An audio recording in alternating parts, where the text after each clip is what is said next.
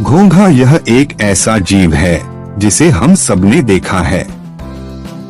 यह अक्सर हमें बारिश के मौसम में दिखाई देता है। तो आइए जानते हैं इस नन्हे से जीव के बारे में अनोखी जानकारी। घोंघे के मुलायम शरीर के ऊपर एक कठोर आवरण होता है जिसे शेल कहते हैं। जब घोंघे को खतरा महसूस होता है तो वह अपने मुलायम शरीर को शेल में सिमट लेता है। घोंघा एक रात्रिचर प्राणी है जो रात में विचरण करता है। धूप में यह अपने शरीर को खोल से बाहर नहीं निकालता। घोंघे के चलने की गति बहुत कम होती है। यह दुनिया के धीमी गति वाले जीवों में आते हैं। घोंघे के शरीर के खोल का आकार अलग अलग होता है। यह सर्पिल, सपाट, गोलाकार हो सकता है। घोंघे स्नेल के मुंह में एक जीभ होती है जिससे वो खाने को पीसकर खाता है। इस जीभ को रेडुला कहते हैं।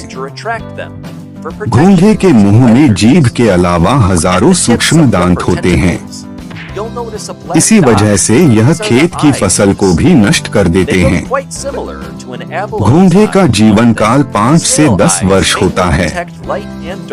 घोंघे के सिर पर 2 जोड़ी एंटीना जैसे अंग होते हैं जिन्हें टेंटेकल कहते हैं।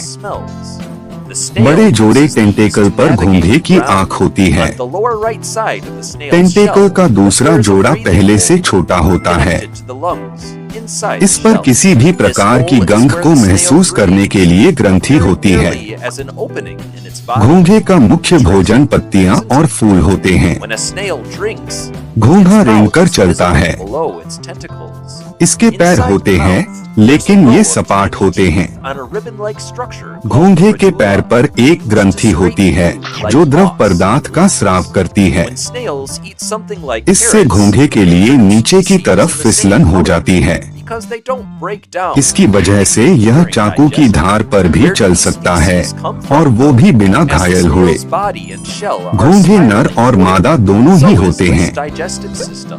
यह नर शुक्राणुओं और मादा अंडाणुओं का उत्पादन एक साथ करता है। लेकिन घोंघे को निषेचन के लिए साथी घोंघे की आवश्यकता होती है।